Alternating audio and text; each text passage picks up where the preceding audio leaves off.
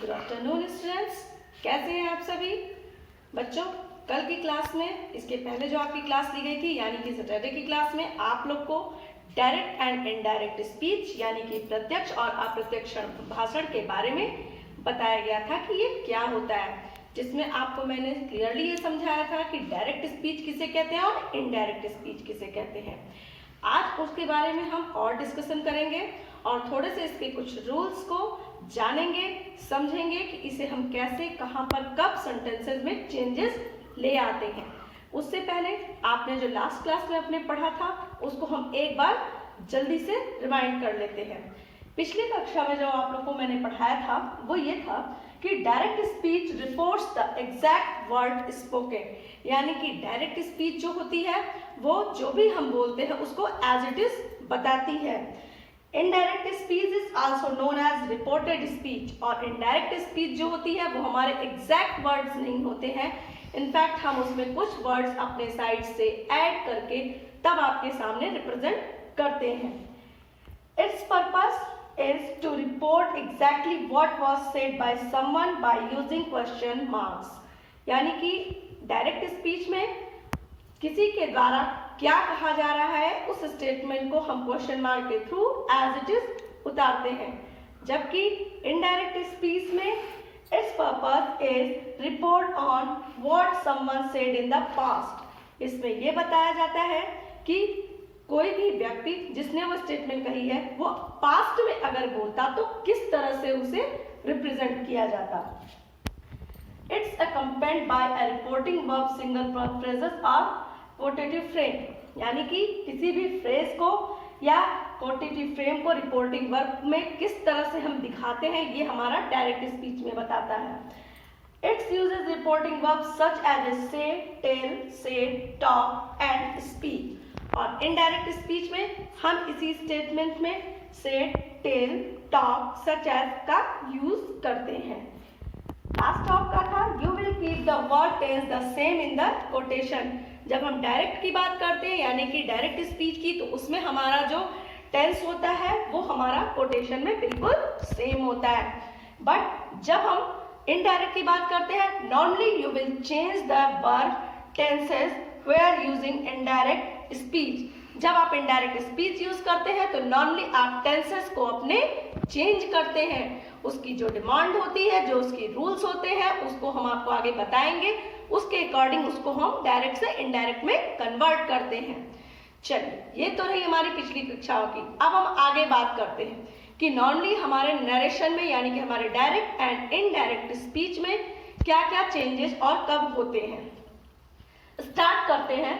यहाँ पे आपको हम बता रहे हैं डायरेक्ट स्पीच और रिपोर्टेड स्पीच। जो मैंने आपको बताया कि डायरेक्ट स्पीच में कुछ हमारे प्रोनाउंस होते हैं सेंटेंसेस में, वो प्रोनाउंस जब हम उसको कन्वर्ट करते हैं इन्वर्टेड इनडायरेक्ट स्पीच में तो वो क्या हो जाते हैं। इस पे आप ध्यान दीजिएगा और आप कोशिश करिएगा कि इस पॉइंट को कहीं भी नोट कर लीजिएगा।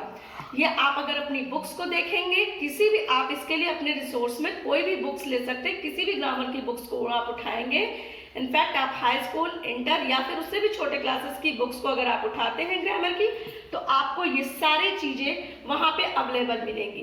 फिर भी मैं आपको एक बार इसको बताती हूँ, आप इसको ध्यान से सुनिएगा। किसी भी प्रोनाउन को जब हम इनडायरेक्ट स्पीच में चेंज करते हैं तो उसमें अगर हमारा प्रोनाउन आई है तो वो इनडायरेक्ट में आपका रिपोर्टेड स्पीच करते समय ही या सी में चेंज होता है। वी जब हम यूज करते हैं यानी कि हम की बात करते हैं तो वो आपका जब इनडायरेक्ट स्पीच यानी कि रिपोर्टेड स्पीच में जाएगा तो वहां पर उसकी चेंजिंग हो जाती है दे। नेक्स्ट आपका है यू के साथ है, यू को आप एज यू की तरह रख सकते हैं या पर आपके सेंटेंस की जैसी डिमांड होगी उस डिमांड के अकॉर्डिंग ही, सी, दे, हिम, हर, देम। फिर से सुनिएगा, यू को हम एज इट इज भी रख सकते हैं, अन्यथा अपने सेंटेंस के डिमांड के अकॉर्डिंग भी हम इसको रखते हैं। उसमें आपके जो चेंजिंग होंगे वो होंगे ही, सी, दे, हिम, हर, देम। इस तरह से हम यू को चेंज करते हैं। नेक्स्ट है माई होने पे आपको, आप जब रिपोर्टेड स्पीच में उसको चेंज करेंगे तो वो आपका हिज या हर में चेंज होगा। नेक्स्ट आपका है अवर। अवर हमेशा आपका देयर में चेंज होगा। ध्यान रखिएगा देयर और दियर में अंतर होता है। आपका अवर जो होगा वो THEIR दियर में चेंज होगा, ना कि THERE में। इस चीज को थोड़ा ध्यान में रखिएगा क्योंकि आप लोग मिस्टेक्स इसी चीजों में बहुत होती हैं। मी, जहां पे मी की बात होगी वहां पे आपका चेंजेस होगा हिम या हर।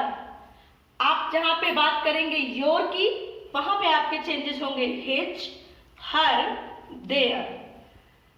अस, जब कभी हम बात करेंगे अस की डायरेक्ट स्पीच में तो वो रिपोर्टेड स्पीच में जाके बनता है देम, THEM, देम। नेक्स्ट है माइन। माइन आपके डायरेक्ट स्पीच से जब रिपोर्टेड स्पीच में जाता है तो वो यूज हो जाता है हिज या हर्स में। आवर्स, आवर्स डायरेक्ट स्पीच से रिपोर्टेड स्पीच में जाता है तो बनता है देयर्स, THEIRS, देयर्स। आपका योर्स वो चेंज होता है हिज, हर्स और देयर्स में। ये रहे आपके डायरेक्ट स्पीच से रिपोर्टेड स्पीच में जब हम सेंटेंसेस में कन्वर्ट करते हैं तो कुछ आपके प्रोनाउंस कैसे चेंज होते हैं, ये हमने आपको अभी एक छोटी सी लिस्ट इसकी आपको मैंने बताई है। इसको ध्यान रखिएगा, ये आप किसी भी अपने बुक को रिसोर्स के रूप में ले सकते हैं, उसमें आपको ये अवेलेबल हो जाएगी। नेक्स्ट जो मैं आपको बताने जा रही हूँ वो है आपका प्लेसेस एंड टाइम, जो कि आपके किसी भी सेंटेंस में नरेशन के बहुत ही इंपॉर्टेंट रखता है। ध्यान दीजिएगा, जब हम प्लेस और टाइम की बात करते हैं तो सेंटेंस में जहां हमारा प्लेस या टाइम होता है वो डायरेक्ट स्पीच से जब इनडायरेक्ट स्पीच में कन्वर्ट होता है तो वो किस तरीके से चेंज होता है, इसको हम यहाँ पे ध्यान देंगे। देखिएगा, जैसे अगर किसी सेंटेंस में टुडे की बात की गई है, किसी भी सेंटेंस जो डायरेक्ट स्पीच में है अगर उसमें टुडे की बात की गई है तो हम उसको जब कन्वर्ट करते हैं इनडायरेक्ट स्पीच में तो वहां हमारा सेंटेंस का जो टुडे है वो बन जाता है वर्ड दैट डे। ध्यान दीजिएगा, टुडे का दैट डे। नेक्स्ट है आपका नाउ। नाउ जहां पे भी रहेगा वहां पे हमारा बन जाता है देन या फिर एट द मोमेंट। ये दो आपके वर्ड्स हैं जो आप नाउ की जगह पे यूज कर सकते हैं, जैसे या तो आप देन लगा सकते हैं या फिर एट द मोमेंट। ये दोनों चीजें आपकी वहां पे बिल्कुल फिट बैठेंगी। यस्टरडे, यस्टरडे के लिए आप हमेशा लगाएंगे the day before, the day before. ध्यान रखिएगा, यस्टरडे जब भी आपका डायरेक्ट स्पीच से कन्वर्ट होगा तो वो बनेगा द डे बिफोर। नेक्स्ट आपका है डेज एगो। डेज एगो की जगह पे आपका इन्वर्ट, जब आप इनडायरेक्ट में इसको चेंज करते हैं तो वो आपका हो जाता है डे बिफोर में। लास्ट वीक, लास्ट वीक यानी पिछले सप्ताह की बात की गई तो वहां पे आपका हो जाएगा द वीक बिफोर। इन सारे चीजों को आप नोट कर लीजिएगा, मैं इसीलिए बहुत ही आराम से इनको आपको बता रही हूँ क्योंकि आप लोगों में से कई लोगों ने ये चीजें बताई मुझे कि आपको चार्ट्स क्लियरली नजर नहीं आ रहे हैं जो लिखे हुए हैं, तो उसको आपको, चूंकि ये लिस्ट बड़ी है इसलिए इसको थोड़ा मैंने फॉन्ट्स को छोटा किया हुआ है, लेकिन इसीलिए मैं आपको इसको क्लियरली एक एक करके बता रही हूँ ताकि आप इसको आराम से सुनिए और आराम से इसको आप अपने पास मेंशन कर सकिए। तो ध्यान रखिए, लास्ट वीक का होगा द वीक बिफोर। नेक्स्ट आपका है नेक्स्ट ईयर। नेक्स्ट ईयर का आप जब कन्वर्ट करेंगे तो वो आपका बनेगा द फॉलोइंग ईयर।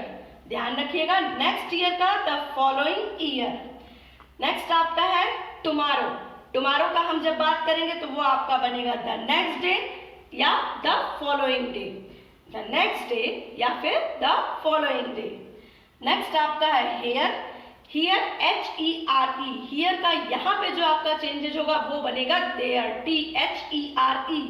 ये ध्यान रखिएगा, ऊपर जो मैंने आपको बताया अवर में आपका जब बनेगा चेंजेस तो वो THEIR देयर होगा, और यहाँ पे जब आपका हियर कन्वर्ट होगा तो वो आपका जो बनेगा वो होगा THERE देयर। नेक्स्ट आपका है दिस। दिस को हम भी जानते हैं कि दिस का आप सीधे दैट कर सकते हैं, दिस को दैट में कन्वर्ट करते हैं। दीज को हम दोज में कन्वर्ट करते हैं, दिस को दैट में और दीज को दोज में हम कन्वर्ट करते हैं। नेक्स्ट है एगो।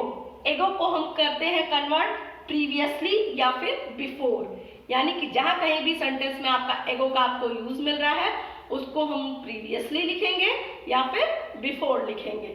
नेक्स्ट आपका है टुनाइट। टुनाइट के लिए हम यूज करते हैं दैट नाइट।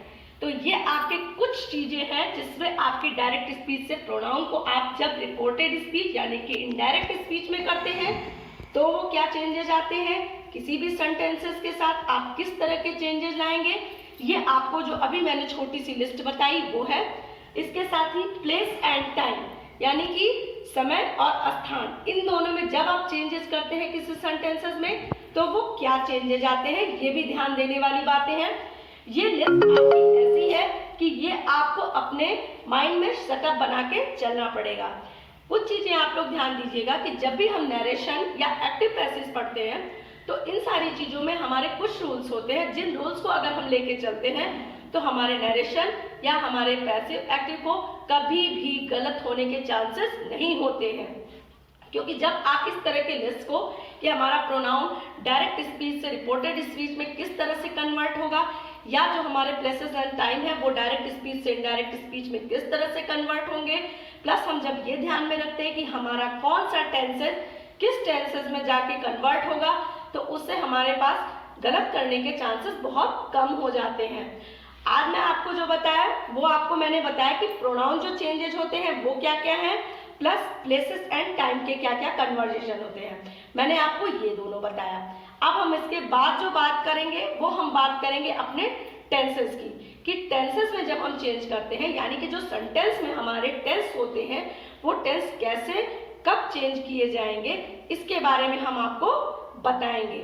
लेकिन अभी आज उसके कुछ रूल्स होते हैं जो आपको मुझे क्लियरली बताने पड़ेंगे, जो यहाँ पे अभी मैं आपको आज की क्लास में नहीं दे रही हूँ। तो बच्चों आज के लिए आपको इतना ही, हम लोग फिर मिलते हैं अपनी नेक्स्ट क्लास में, तब तक के लिए थैंक यू।